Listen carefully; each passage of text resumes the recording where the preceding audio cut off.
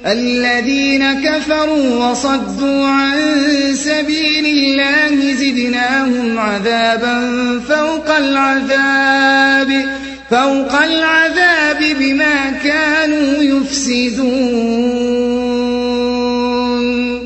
ويوم نبعث في كل أمة شهيدا عليهم من أنفسهم وجئنا بك شهيدا على هؤلاء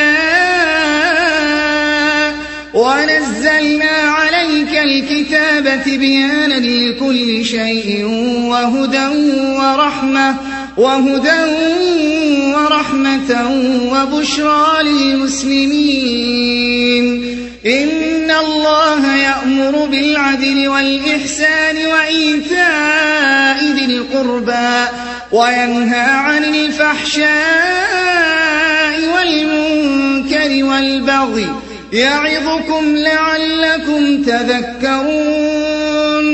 وأوفوا بعهد الله إذا عاهدتم ولا تنقضوا الأيمان بعد توكيدها وقد جعلتم الله عليكم كفيلا. إن الله يعلم ما تفعلون. ولا تكونوا كالتي نقضت غزلها من بعد قوة أنكاثا تتخذون أيمانكم دخلا بينكم أن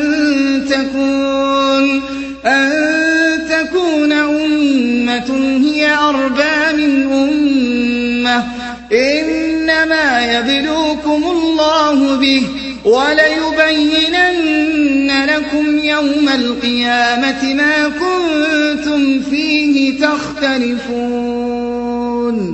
ولو شاء الله لجعلكم أمة واحدة ولكن يضل من